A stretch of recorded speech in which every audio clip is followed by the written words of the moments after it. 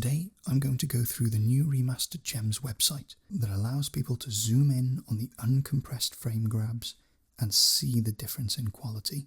The website demonstrates various improvements and compares my method with other common alternatives, and it addresses one very common critique that I've seen, which is waxy looking skin.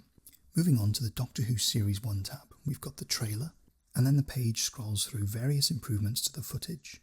You can see the before and after of the de-haloing. Halos are ugly black lines which are an artifact of old footage around any edges that have contrast, and they're very difficult to get rid of in a natural looking way.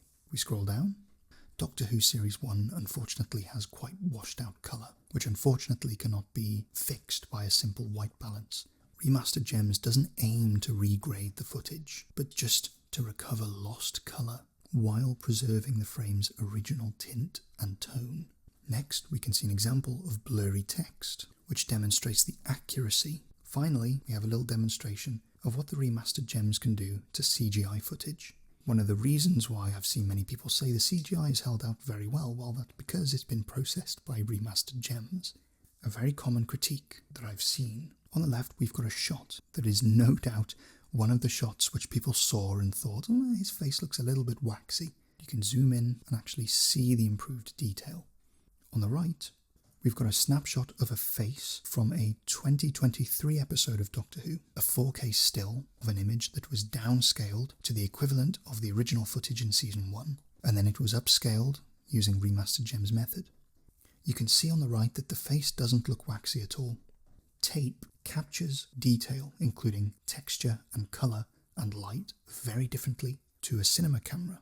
It's an entirely different medium, and that's why the same method applied to this old footage and new footage can produce very different looking results. Remastered Gems cannot change the source medium that the footage was filmed on. If you were to try and change and fix the medium specific characteristics, it would need a style transfer, which would require an entirely new AI generated footage. Assuming that that's even possible to the fidelity that you would really expect, people would still just pin it as AI slop, because you would be effectively watching an entirely AI generated clip.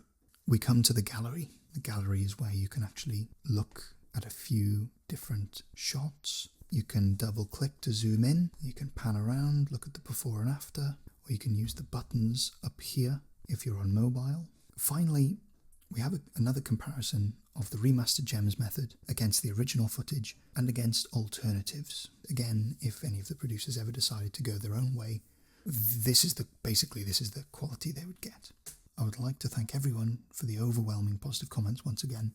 Obviously, I've been working on this project for about 5 years, and while it does all look very professional, at the end of the day, I'm just a Doctor Who fan with a background in AI and video production, and so I just want to produce something that people will love.